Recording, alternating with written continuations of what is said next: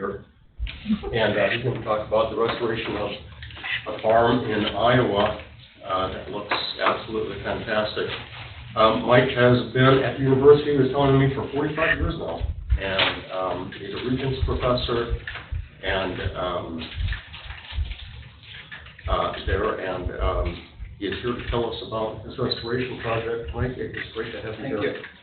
Thank you very much. Thank you. Today is really a story. It's a journey. And most topics I deal with don't always have a good ending, or at least at the point where we're at, the ending sure doesn't look like it's going to be good. This one actually does, but it also has some real important lessons to be learned.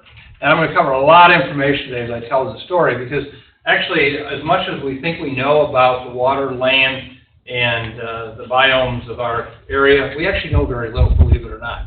And far too often we don't understand what we should to really make what we can for issues around restoration and so forth. Today I'll show you. So what I'm going to be talking about is a place I call Prairie Song Farm. It's the far northeastern part of Iowa. You'll see 2 of the 3 trout streams on the property actually originated in Minnesota. And I'll be talking about that. This is my faithful dog Max, who was with me for 14 years on the property. Unfortunately, Max died 2 years ago, a day after our burn. Had a liver tumor, but he was smarter than I was in this area, standing in the prairie looking at me. I also want to acknowledge a group called the Griffith Science Stewardship, colleague John Schillinglaw, the Iowa DNR, which actually in the end turned out to be a rather fractured relationship with them. Unfortunately, we proceeded along things that they weren't ready to accept or come to. I'll tell them about that. The Elton County NRCS, which also became more of a problem than they did help, but they were involved with the situation. I'll explain that. And then even the Iowa Driftless chapter of Trout Unlimited. Right now, I think one of the biggest challenges we have in Minnesota in terms of good restoration of our trout is actually trout.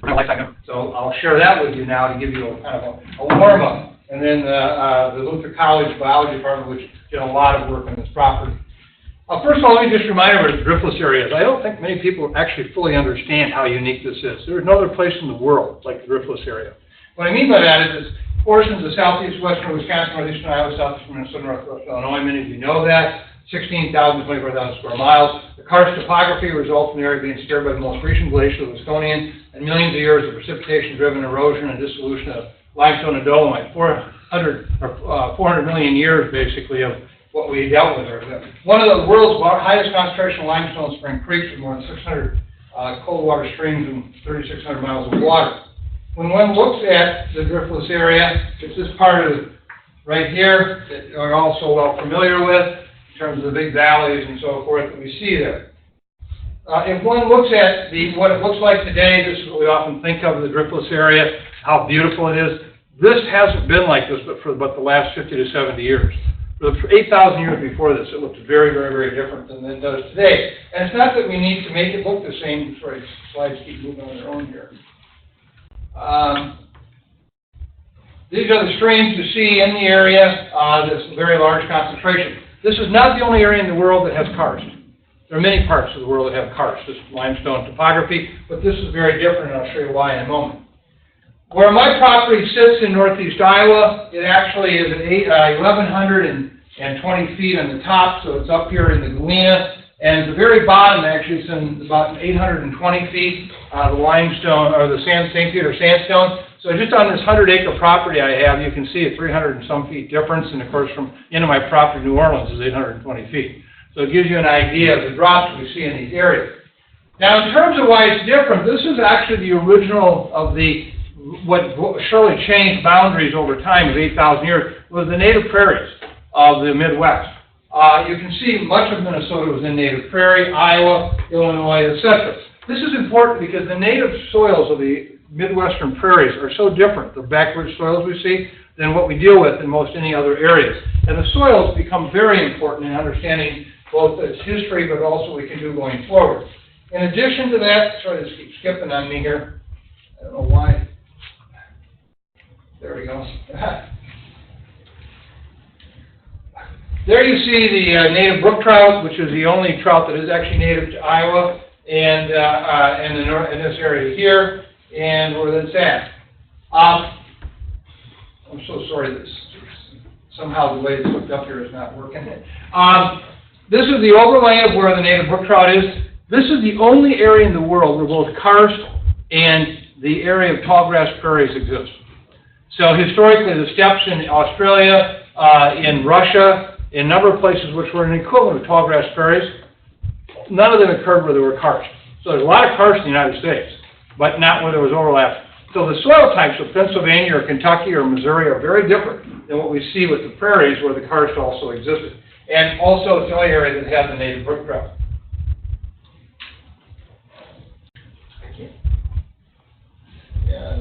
Okay, when one looks at the issue here today of what we see, pre-settlement clearly was very different than it is today. I'll show you that in a minute. What happened in the mid-1800s and 1930 was a devastation, every bit as much as taking down the rainforest.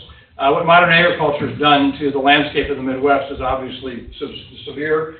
Then we saw the beginning of restoration efforts, and then what's our future? This is actually a shot right at the Wisconsin River where it comes into the Mississippi in Prairie du Chien, Wisconsin, just some 40 miles south of the Minnesota border with Wisconsin. And what you see are very, very few trees. In fact, the Mississippi and these river valleys had very few trees. And what there were largely oak savanna type situations. Is there I wonder if I can do something here to get this so it doesn't keep popping.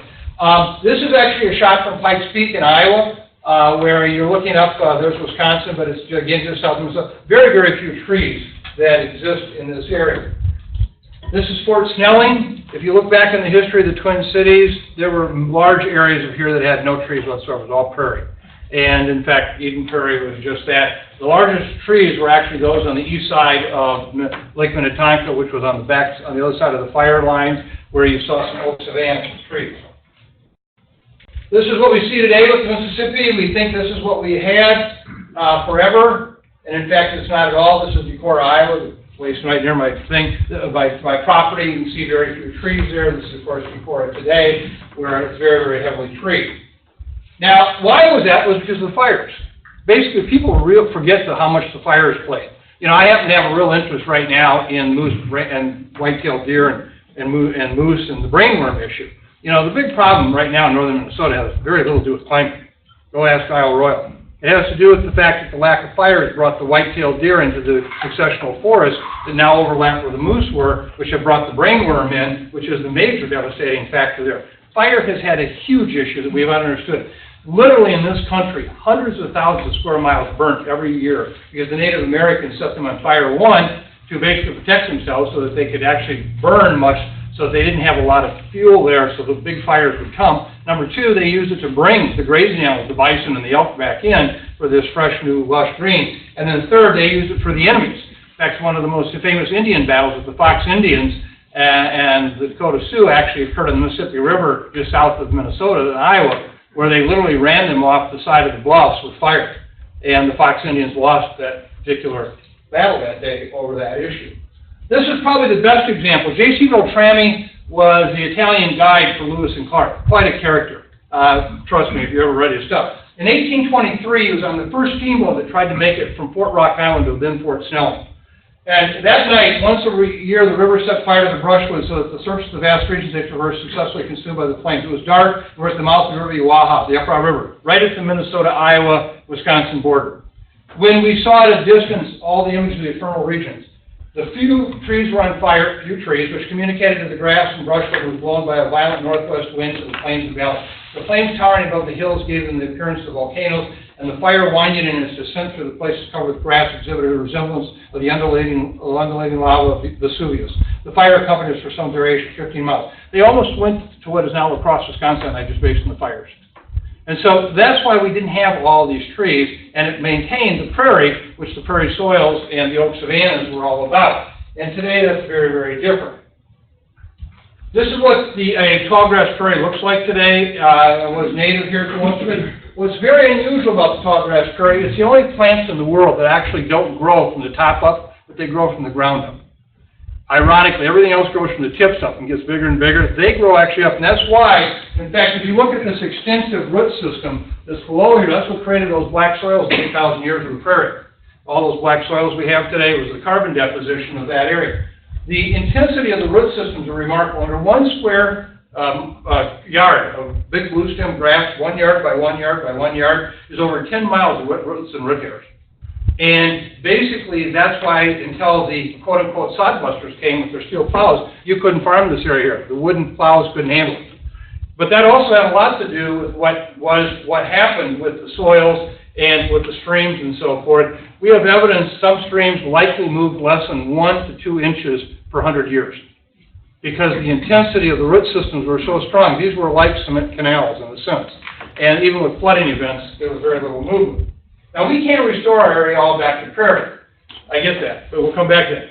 The oak savannas were on the east side of the prairies where there was enough moisture, where it's now oak trees, basically, with prairie. Oak trees were uniquely situated for fire. They need fire because the only way an acorn is going to grow, whether it's a bur oak or red oak or white oak, is if they have lots of light. And the only thing that kept light down there was all the fire activity year after year. Oak trees, a bur oak, for example, we don't even understand why yet today genetically. In a wet year, a wet spring, when you have a little 6-inch oak, it may go 2 feet that year. When it's dry, it won't grow at all. And it will wait for another year to go. And then they get through the fire, and once they get through that fire line, their bark is quite resistant to fire when everything else is susceptible. This is what an oak savanna looks like. A large part of my property once was native oak savanna. So if one looks at recharge issue, and we have quite a bit of data, the group at Iowa State's done a lot of work on this, the 2017 woodlands at the time, recharge from there is very, very limited today. All those trees basically have to them with garlic mustard and everything else going on out there. All that rain that hits is basically hitting bare soil because the canopies are so tight today, there's nothing growing at the ground level. That's like putting it down a gutter. So we see runoff on these hillsides today that is incredible, much, much more than we've ever seen in history. So when you see the woods, you think that it's a good thing for recharge. It's not at all. And in fact, runoff's cancer. The oak savannas were kind of clearly much better recharge because it held the rain. And we have found that in my own property. The work I'll show you with very limited runoff because the prairie held it all. Same thing with the tallgrass prairie. Recharge was limited here, not because it ran off, but because trampoline evaporation was so high. Basically, that's how it did so well with this deep, deep root structure. And then, of course, the Iowa, the corn bean fields, they have tremendous recharge, believe it or not, because the evapotranspiration isn't as high as it was with native prairie, but the runoff potential is equally higher. So that, in other words, what does settle can settle in, that we see that coming out all of our drain pipes in tiling areas, okay? But at the same time, we also see that we can have tremendous runoff. Now, this is what we're talking about, what happened in the 1800s. The plows came in. This is a shot near Baroka, Wisconsin, after 30 years of plowing that field area, the kind of erosion we saw. It was remarkable that what happened. Again, these are all shots from southwestern Wisconsin. And what happened is all that soil, just like a coal mine slag, just all ran down the streams. And these streams were basically inundated with 8 to 10 to 20 feet of silt that just washed down. And we basically purged out all these streams. And today what we're dealing with is a residual of that same soil. Also, grazing occurred here where we just literally stripped land. The farmers of this area, particularly the Scandinavians, were not used to this. They had a very different soil type. They had a very different precipitation pattern. And this was all new to them. They handled it like the land was the land was the land. And it was surely very different. This probably gives us the best data. This is work from Halfway Creek to Overbank, which is just north of La Crosse, where if you look over time, and this was work done by the U.S. Geologic Survey and a group of Wisconsin, La Crosse, where basically if you look with the first activity of humans, there was very, very little sediment that moved down. And then if you look at it over time, you can see what happened. And what's happened is it's come down less and less and less in terms of sediment coming in the stream. What's happening now is secondary sedimentation, where now the streams have actually worked their way back down to native bedrock that was there 100 years ago, 150 years ago, but the big walls keep coming back in from the sides, and that still has some major implications. This was from the Decorah Republican in June 1893. Charles Stiles caught maybe the largest trout ever from a stream in the area trout run right near Decorah. It was the only trout taken from the stream in years, and very likely to be the last. We've basically just covered those trout streams in the driftless area, many of them, with, in fact, all this silt. And the few that remained is where we saw the native brook trout, native sculpins, etc. survive. Then we had the conservation activity. This is the Coon Creek area in Wisconsin in the 1930s, where, again, restoration started. the idea of conservation practices, but it was a little too late. Most of the soil had already come down off the top with these prairie soils. And this is what we did initially, harden it up. If there was a bank there, don't do anything else but harden it up. Put a lot of rock there. We continued to do this kind of grazing, which unfortunately still happens far too often. And of course that created problems. And this is what I'm talking about, the siltation. I had a number of banks in my property that were 8 to 12 feet high. They were the silt. And as we moved these back, we found all kinds of artifacts, old shoes from the 1800s, you know, pieces of junk that got buried as these came down. Now, in data from the St. Croix station here has shown, isotope studies, we've shown the same thing, that what's happening is there's not a lot of silt coming down anymore. It's the silt coming out of the hole. If you look at the siltation of this hole here, right here, 85% of it's coming out of this bank. And it slowly comes in until the next big flood event occurs. And then it washes it all out and washes it down, and then it keeps coming back out. So until you deal with those banks, you're going to continue to have secondary siltation, which is going to continue to be a problem in your area, and I'll show you that. One of the challenges we had is we have all these quote-unquote guides out there on how to do stream restoration, and most of them are frankly bullshit. And I say that because they're made for the location that they came from. So if you look at what's in Montana, with the rock, geology, soils, etc., what we need to do there and what we need to do here is so different. Yet I go to meetings all the time in the Midwest where they got some expert coming in from Montana telling us how to do stream restoration. And this is what people haven't yet understood. And it's even so that one of my heroes, Bob Hunt, who is from Wisconsin, much of what he did is useless in the driftless areas of here because it was all done in the sand streams of eastern Wisconsin. And I'll tell you right now, what we found works in the sand stream has no applicability to the soil types and the gradients that we see in the southeastern Minnesota or the driftless area as such. And so one of the things we had to do is throw this off, but we're constantly doing that. Rosin, all these things that have become standard, they've never been applied by the area from which they come from, or the soil types, or the geology, or the gradient. And I had to learn that the hard way. And so the Stream Restoration Day tends to approach stream restoration as a cookie-cutter event, no distinction between ecosystems, but rather in such things as streams affected by agriculture, loss of forests, mining, urban growth. The big difference between the sand streams of eastern Wisconsin, the mountain streams of Montana, the karst streams of Pennsylvania, and the driftless area of the Midwest are huge, absolutely huge. It's like trying to design a road for Florida and designing a road for Minnesota. Cold, freezing, thawing, kind of makes a big difference how you build the structure, okay? You can't just say that they're building a road in America. And that's what we do all the time today. I got involved early on in this area. I'm from this area down there, and I actually, as a teenager, did a lot of cave diving, and we actually pulled back and went into a number of these springs that ended up in some of these caves. I've been involved in several of the cave systems down there that have now been pushed back 70 miles that haven't been seen. These karst area was remarkable in terms of water.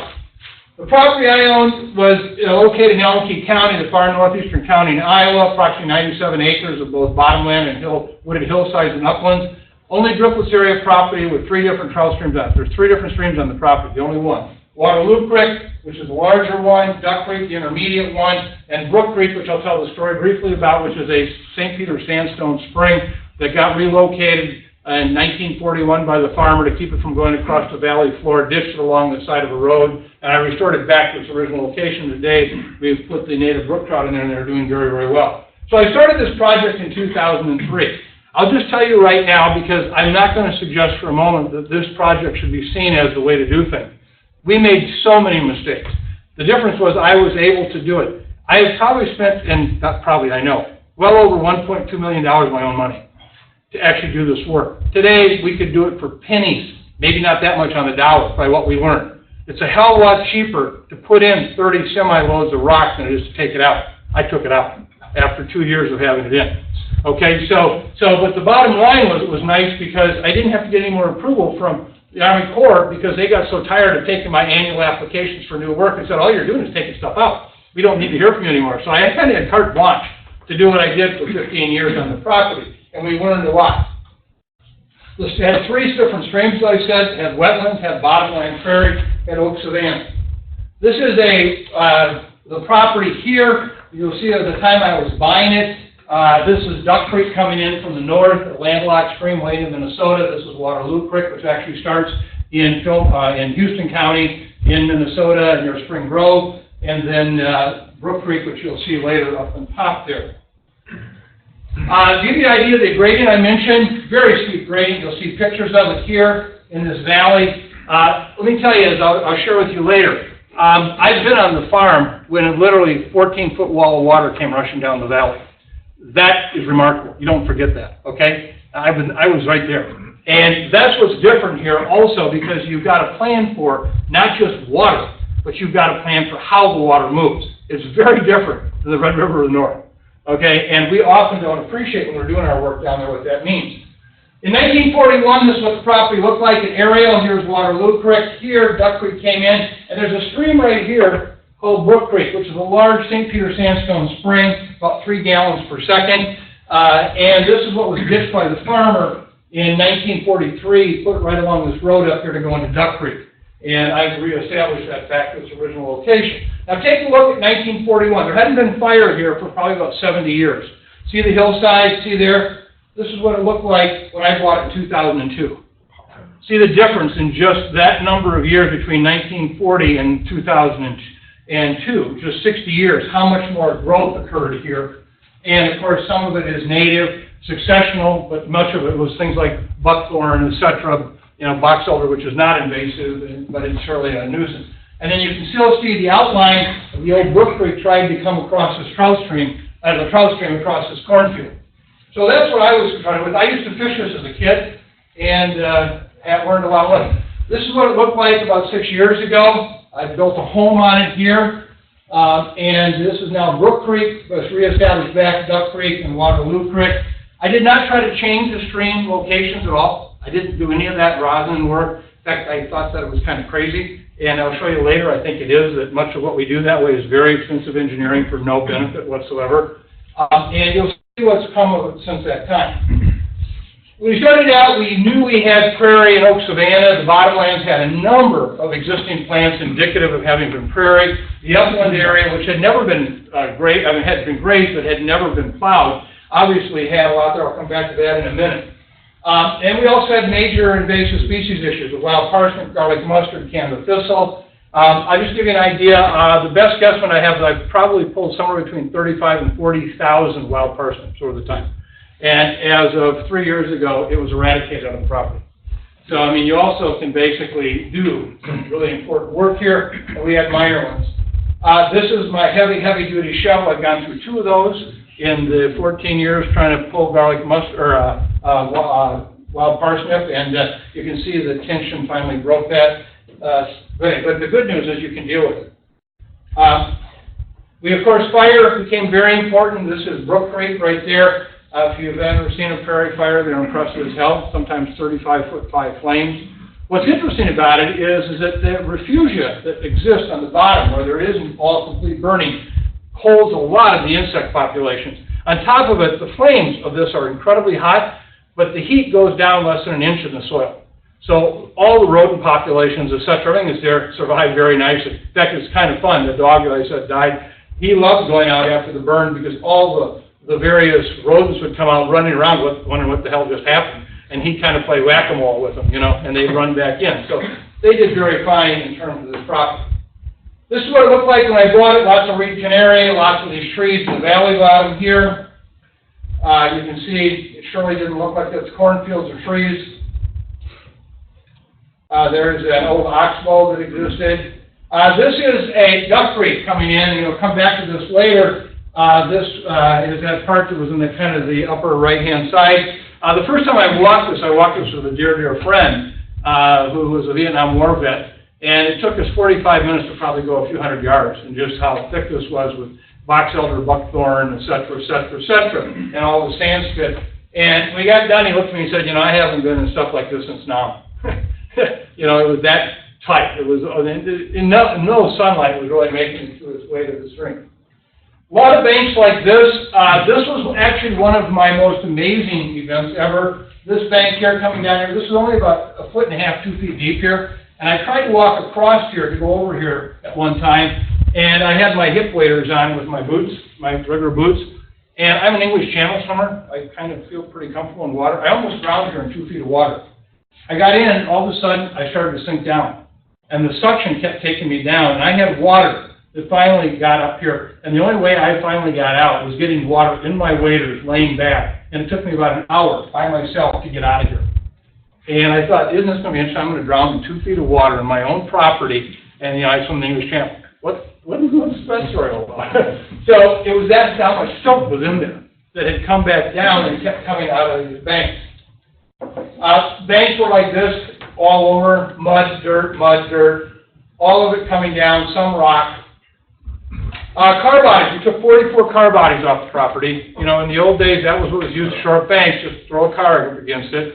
And so we removed a lot of cars. And I just give you a sense, if someone looks at this, they might say, well, that looks like a good-looking stream. Look at all this down here. Okay, so this takes a hard left right at the end of the shot. This is that same hard left when the trees were gone. Basically bad walls. And what's even more important, see where this guy is standing? This shot was taken right below that, 100% silt, always silt. No other bottom, just silt.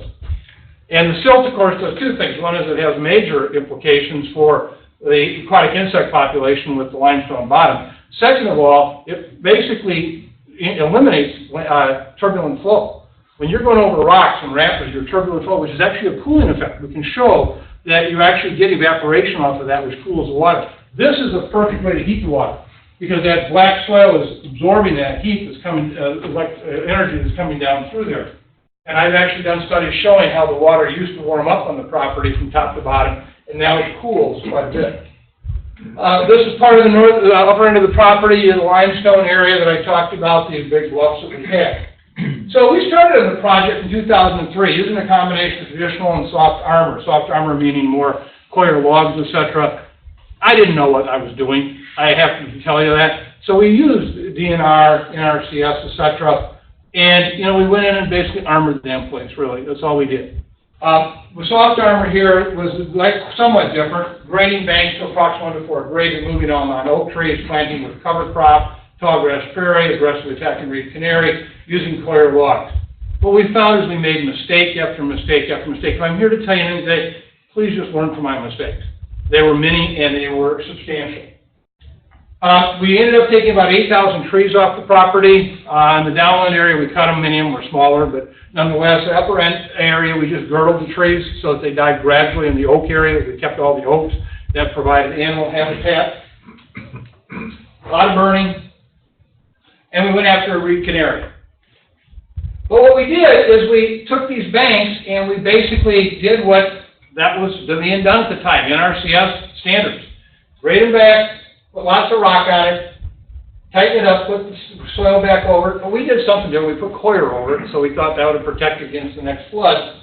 And so we did that. I want you to note here how high this bank is, okay? Because these two gentlemen are both over 6 feet. You can see where they're in the water, and you can see how high that bank is. Most of those banks were 8, 10 feet tall or higher, okay? Well, we also did the lumber structures, as everybody did. A lot of wood. We used a lot of wood on the property, which today, anyone using wood in a stream should probably be prosecuted for waste of money. I would say right now that it's really a major, major, major challenge. We put in the lumber structures. These are just examples. Here's one right here. We put them all along. These are all lumber structures in here. Filled them back up underneath. There you can see there's a whole set of them. By the second flood, all 14 of the lumber structures put in were gone. All collapsed. Okay? And that actually is happening a lot right now in southeastern Minnesota. With all the money we're spending on stream restoration, wood has been a disaster.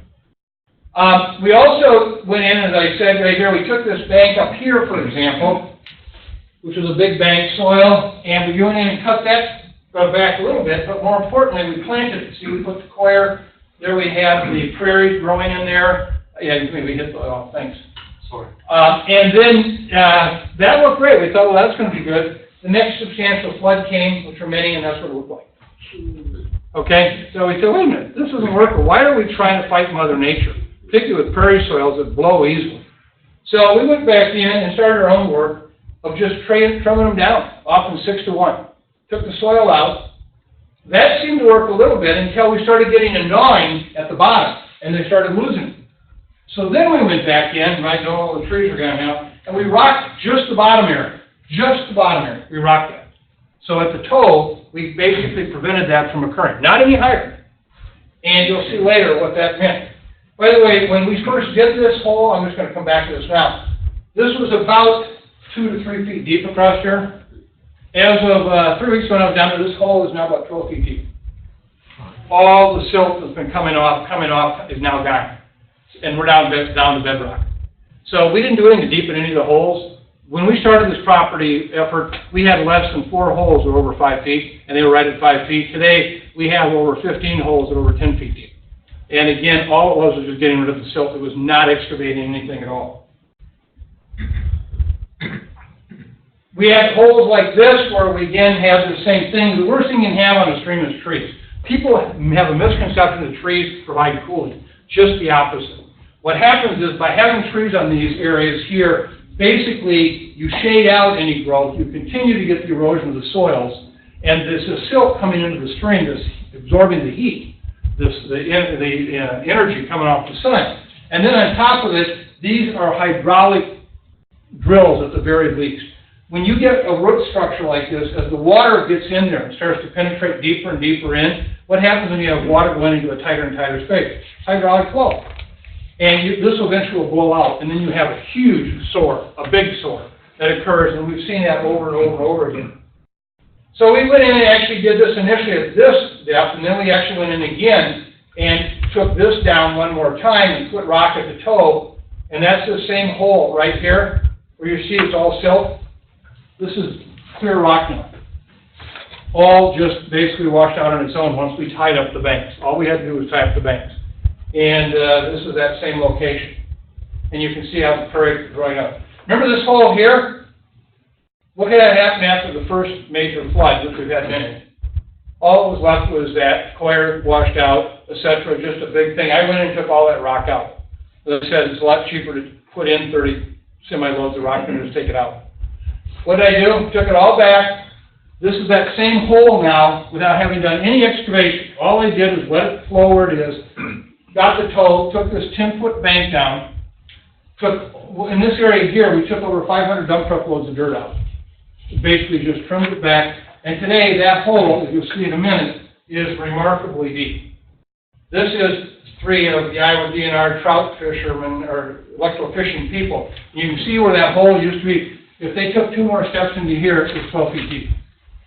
That little spot we saw, we didn't do anything else. We let Mother Nature do it. And what we found is, instead of blowing out, what happens is it was reordering the run-riffle pool ratio. Because by sloping the banks, we took the hard energy out of it. And what happened is now it digs out these holes and then moves the rock down to a longer run. So we have longer runs, longer riffles, shorter, big holes, but they're really deep. And that was just and this, you can see that none of it's blowing out on the sides. None of it is blowing out on the sides. Again here, car body, 10-foot tree, that's that same spot right here. By the way, I want to add preparedness, okay? I actually, because of these huge floods that you'll see in a minute, actually built this house, and people said, you're crazy, you're going to get flooded out. But I did the modeling on this, and we knew that there were 47.9 square miles of watershed above us. And so we actually modeled this where we could put this house and what elevation. It has nicely survived every flood, and it actually has a cert from CFEMA to say that it's out of the floodplain. And so you can actually do things like that. There's that big bank that I showed you before that was originally 10 feet high. That's all been sloped down now. Here's another example, another bank like that, a tree in there that actually blew out before I could even remove it. And this is what it looked like, which I'm going to come back to. This is a picture of this particular spot 4 days after a 14-foot wall of water came rushing down. Okay, you can see, do you see any damage? Nothing. This is what the southern part of the property looked like. These are the kind of trees I'm talking about. This island is only about 20 yards long, so I'm going to come show you the bottom of it in a second here. We took all these trees off. Here's the bottom part of it. So we took these banks, basically the same thing, trimmed them back just a little bit initially, and put coir on them, planted them, okay? Well, they blew out and blew out. Went back in, pulled them all back, put a rock toe in, and today that hole is about 12 feet deep too. Same thing over, and this is the cheapest thing you can do, is just pull back the dirt and just rock the toe. That's all you got to do, and everything else grows in very close. This, by the way, was right after one of the large floods. And but by way of background, you can see the oak savanna up on top there, how it's starting to emerge. Same thing here, 100% silt, pulled back the banks, just rocked it. This is what it looks like today. These holes are remarkable, you know, in terms of fish production, all along here. I'm going to show you this bank right here because you have to also know what's on the outside, the inside, where the energy is. You're going to see in that inside bank some very interesting things. This is my dog Max, who was so damn smart, I never had to teach him. He always stayed behind me when I'm fishing. It's me out there, and if I go up a little ways to the next hole, he'd go up to where I was before. And Aussies are incredible. But what I wanted to show you here is see where Max was standing? I had to learn how to trout fish like I fish on Lake Minnetonka for bass and muskie. Why do I say that? Because we kept seeing all the time these trout right on the edge of the grass here, seeming to basically not feed on anything here, but just down here active. Well, it turned out, I went in and did a bunch of underwater shots. This is that bank structure under there. Once the prairie plants grow in, that root structure is so dense. And if you damage it, it just grows more. It's not like wood or rock or anything that gets removed. You got to go put it back in again. This is what it looks like under there. And so once those banks get tight, they're almost indestructible, just like it was impossible to do the early prairie work. And on top of it, they're loaded with caddis and a lot of other aquatic insects. So what the fish were doing, they were just sitting down there eating them right off the plants. And you'll see in a minute what I mean by how these banks like this became very important. Here's electrofishing. See this bank right here? Now, most people would say, why would they fish that for a big fish? So right here, that water is about 8 inches deep, okay? This is the trout he pulled out of that right there. See that thing? Look at that, 18 inches, pretty thick, huh? With an 8 inches of water. We see that all the time in there, where these fish just hang out because these banks are so stable, there's no silt, and again, they have that protection. This is another area that originally this was all raw here, a straight up bank. We started planting the bottom, just kept working, and we took basically the only big bank that we've ever seen. This thing went back up almost 40 feet, and by the time we got done in 10 years, it was completely full. Not any more erosion. Now, there was a road along the top up there, the county had there where they would have just dumped more rock down, just more rock, and it would have, soil would have washed away. So this is what we see often here in these banks, just remarkable. This is when I actually have the ability to go back. So this was taken in 2003, this shot right here. And if you can see this, there's 100% silt on it, 100% silt. This shot was taken in 2014. The very same location, you can see all the rock. Once we tied that bank up, basically, it was beautiful rock bottoms. And again, protected. The other thing that happened is we saw a major restoration of the native plants. It was incredible, the aquatic plants. We didn't realize, you know, we'd think, well, yeah, they're not going to come back. But they did. It was incredible what we saw come back in terms of they were there enough, they just needed the habitat, basically, to do that. So this is the property in 2002. Remember, I just want to remind you, this is Duck Creek here, the really bad one, Waterloo Creek right there. Well, the reason I say this is Duck Creek. I showed you that shot before at the bridge up in that corner. So remember what that looked like? Well, we went in there, and that's what it looks like today. Just basically the trees off. Now, there's just not a sand spit anymore. This is a very active, incredible brook trout stream. But originally we went in thinking, okay, we'll use the same old thing. We put coir logs at the bottom here, attach them in. The next big flood, the coir logs held, it's just the bank blew out behind it. So this is right up by the bridge, right here.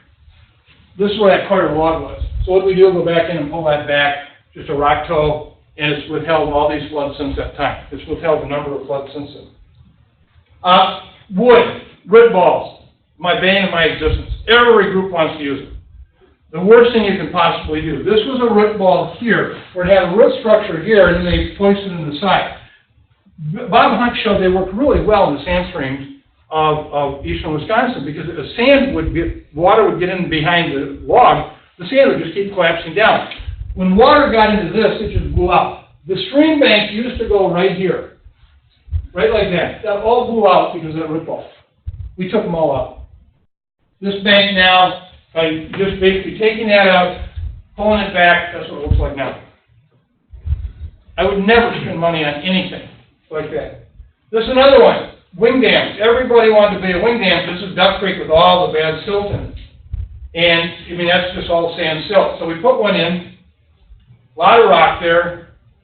Second big flood, I couldn't find any of the rock. It was gone. It was all blown out. This is that same, very same hole where the rock was. You can still see a little bit of it sitting over here. You see any rock there? But just tighten up the banks, basically completely emptied that out of that silt sand bottom. And that's all rock bottom right now. And the banks, they're substantial. This is all in Duck Creek.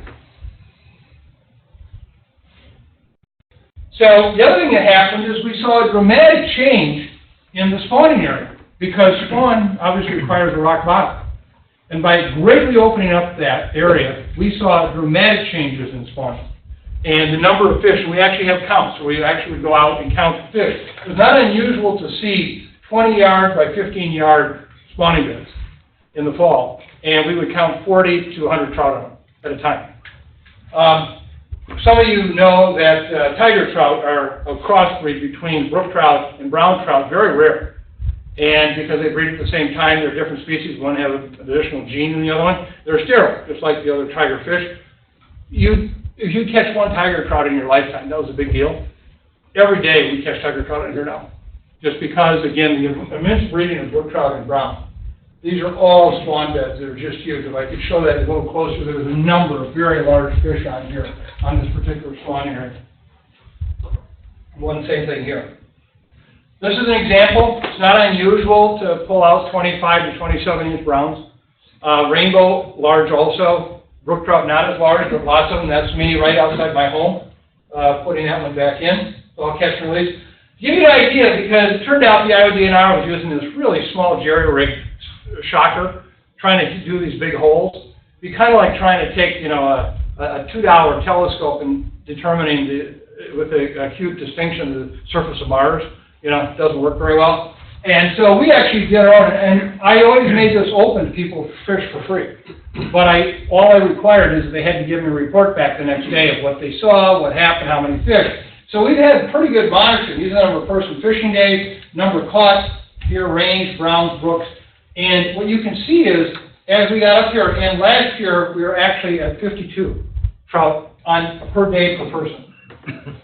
That's pretty good fishing. And, you know, you get good weather, bad weather, etc. So you can see the range there. And actually, we very rarely ever pick up a brook trout in any of the shocking, and pick up lots of rainbows because they're much more amenable to getting through the shocking. And so we found also just a better match of what we were looking at with that kind of area. We also are the only area showing sustained rainbow reproduction. Rainbows, which of course came in from the mountain region, tend to spawn much later in the spring. They've been kind of genetically moved to the fall for the purposes of trying to get ready to stock in the summer, the following summer, be it 6 inches or more. And because they spawn later, when they have been in the wild, we think that the spring runoffs typically ruin the spawn nests, okay, that they're gone. Because remember, brook and brown are spawning in October, November. They basically get 98 days in the water before and they come off before the floods, unless you get a big January run. Well, nobody believed that we were catching all kinds of basically young rainbows like this. And many of the rainbows we would catch later on as the years went by, big hook jaws even at 14 inches.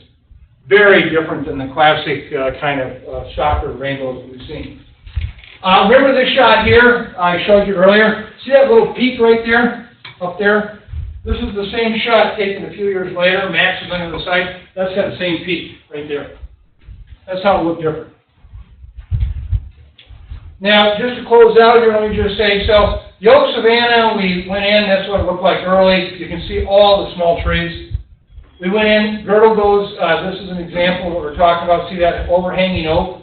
That's what the overhanging oak looked like years later. Fire, we put fire back in there, both in the valley bottoms and up on the top. And we used goats 2 different summers to help us really take out some of the massive understory, particularly the buckthorn. And over time, this is what that oak savanna became to look like. These are incredible. major explosion of red-headed woodpeckers, big explosion of flying squirrels, big explosion of horned owls because of the flying squirrels, etc. On top of here, we've also never planted this. We've planted the bottom area in the prairie. We have seen any number of plants come back. In fact, 2 endangered species in Iowa have shown up in big quantities here now. Just because, and the seed bank was likely there for 150 years, waiting for sunlight to come back and hit it. And now is growing remarkably well. And you don't get the runoff of these hillsides like others. Let me just conclude by giving you a sense of why we have to change. Climate change is real. What we're seeing is a major change in precipitation events, particularly in areas like this, where what's happening is the supersaturation of the moisture up to 85 to 90,000 feet basically never used to be a problem in terms of flooding from the standpoint these were associated with big storms that had a high difference between high and low pressure, and they would blow, 350 miles in a few hours. Now we have these same warm clouds that basically, just like fog forms in the fall, they basically cool down and they don't have any pressure head. So it's like hosing a wall. They're training storms where they don't have enough energy to keep moving, but the rain keeps coming down and down and down. So you see these very, very big events. Well, flooding's been a part of the driftless area, but likely played a much more limited role over the past 8,000 years. Climate change-driven precipitation events are happening with increasing frequency. History of rainfall events in the Waterloo Creek watershed the past 7 years. We've had 4 1,000-year floods by the Weather Service determination. We've had 2 numerous 100-year floods. If you go back to the 1880s, when we have the first records, we have no 1,000-year floods. And we've had 4 in that time period right there. These are examples of floods. I was there for many of them, recorded them. And this is an example. This is looking out the back window of my house. This is what it looks like in one of those floods. Very quick up and down. This is the oxbow on the side of the house, very quick up and down. Water moving hard and fast. This is when it hit in the little town southwest Dorchester, Iowa. Well, again, never had been flooded out like this before. This is the 2008 one. This was one that I must say was remarkable. I was there for this flood here that occurred in 2013, June 27th. And what happened is, here's Elmwood County. This, as you can see up here, is 10 or more inches rain. This is my farm, and this is the watershed right here of this. Basically, we had 14.9 inches of rain in 8 hours. The other thing classic about these stuff, they start late in the evening, and they go till early in the morning. That's when, just like fog forms, okay? And again, when you get 15 inches of rain coming down in just a few hours, you kind of get a sense of what the steepness of those hillsides. It was remarkable. Well, this gives you some sense of what I'm talking about here on the property. I had a neighbor who very kindly filmed this for me. This is what it looked like on my property. And this was about 4 hours after the peak.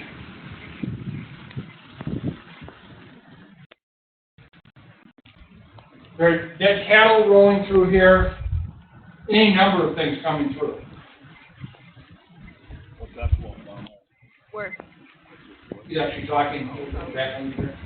Look at that water, look at the power in that water. It moved the stream below me almost a half mile. It cut it across the cornfields from where it had been.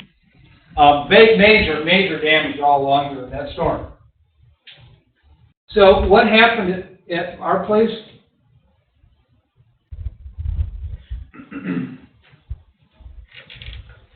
That's a bridge just north of us, a concrete bridge that had never been found.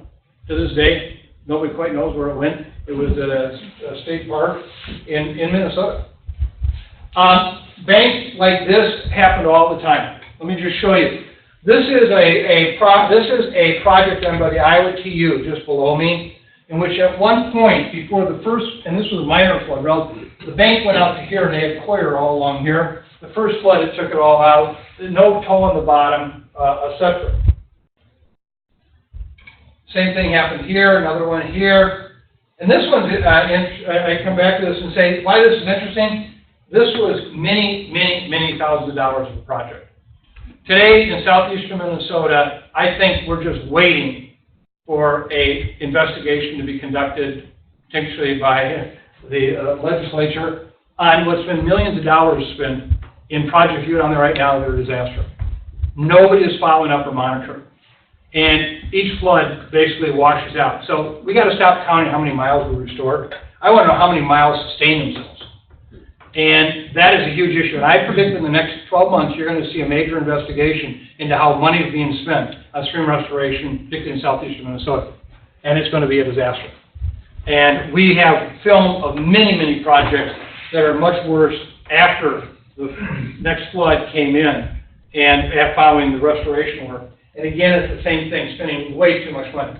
So that big flood I showed you in the video, this picture was taken 4 days after that. This picture was taken 4 days after that. This picture was taken 4 days after that. This picture was taken 4 days after that. Can you tell me the damage? That was the largest flood we'd ever had. What we found is the simplest thing, just slope the banks back, put a rock toe in, and everything else will change on its own. The streams will get deeper, the silt goes. We haven't had major depositions of silt coming down that stayed because the action keeps it going.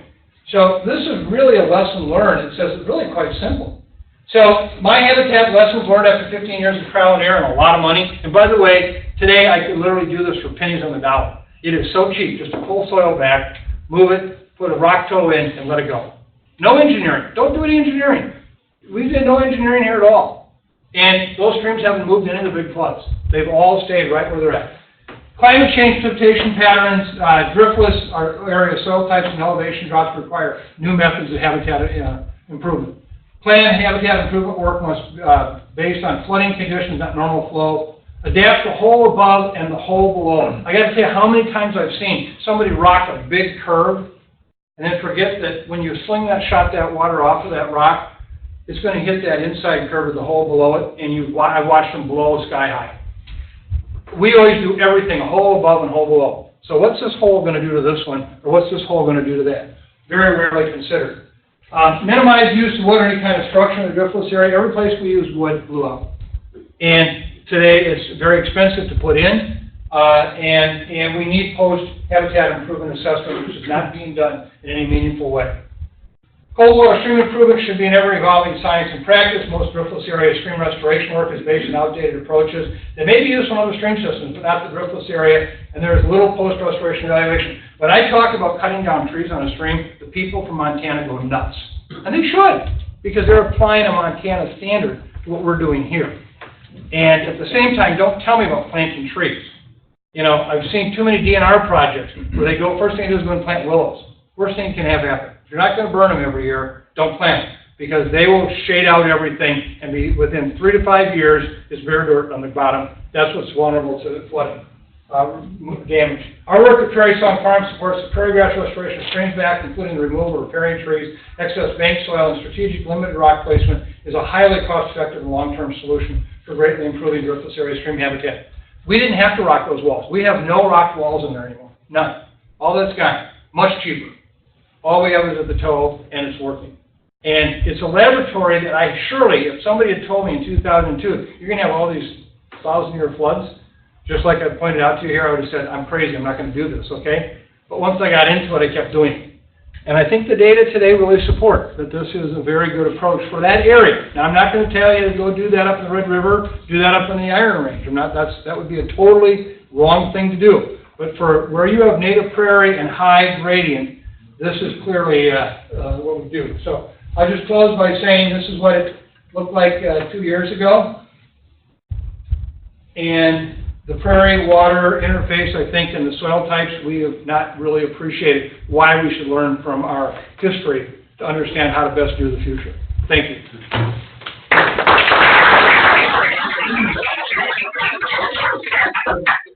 A little time for your questions, comments. We have some time for questions if people have them. Welcome comments too, yeah. Any signs of DNR, Trout Unlimited, anybody changing their restoration practices at all? You know, people are starting to get it now. There are people within DNR who are doing that. They're moving that way. And some of it, but it's still very slow. I mean, the rosin work keeps coming up. I mean, we spend so much money doing things we don't need to do.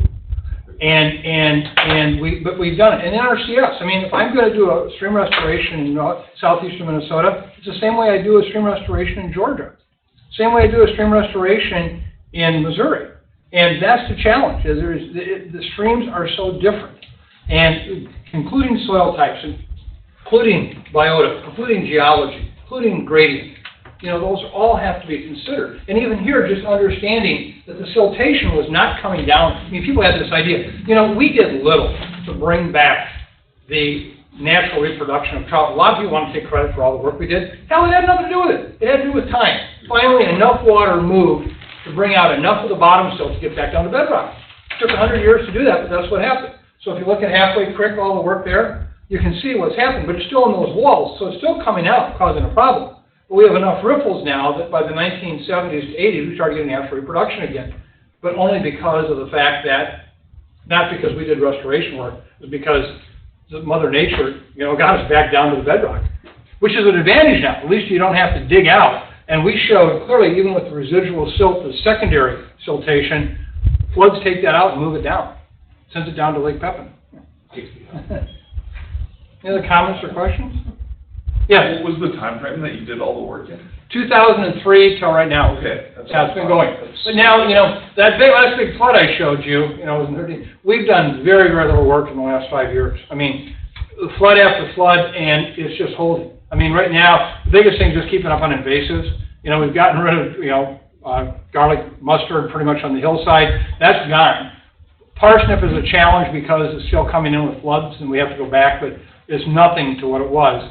And then we're now seeing, you know, water hemlock. Hemlock has been a challenge, some of those things. So invasive plants are still there, but the burns have been really remarkable. They've really made a big difference. And they've really, you know, along those banks right now, I mean, it's like steel wool going down 5-6 feet.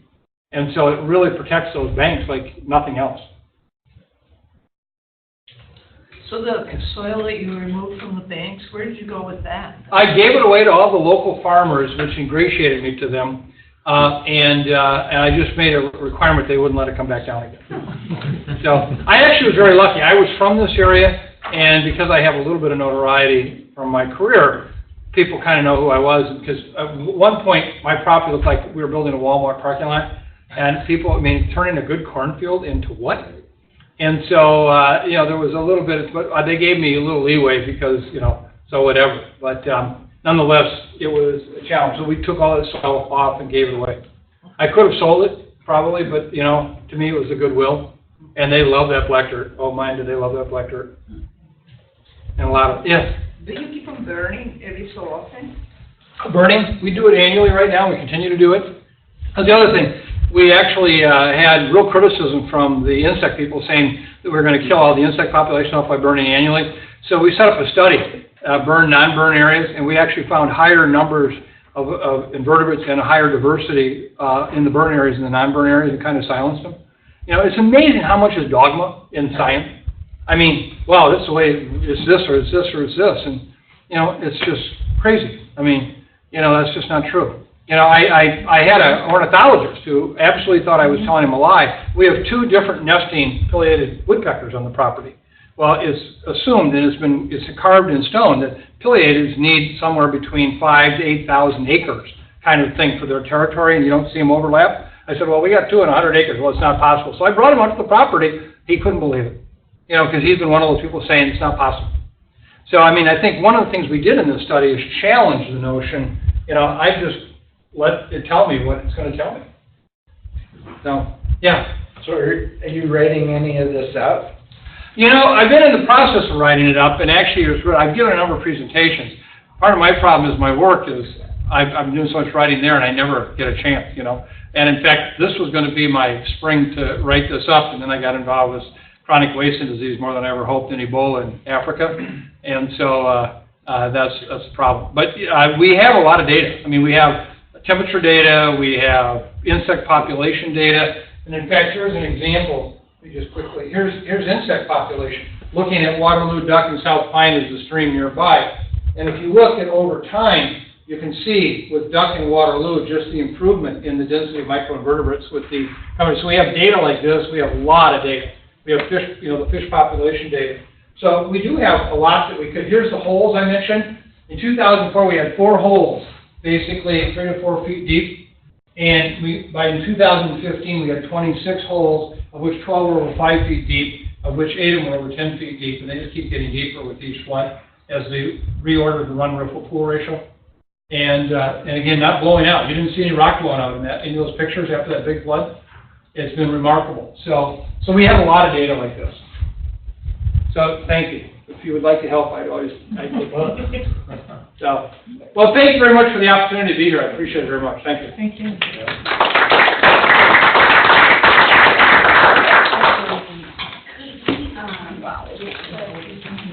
Sure. Sure, go ahead. I got it.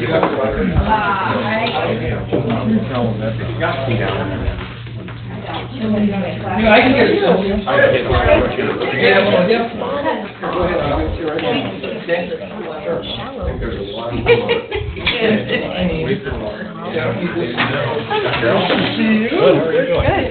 Happy to be retired. Yeah.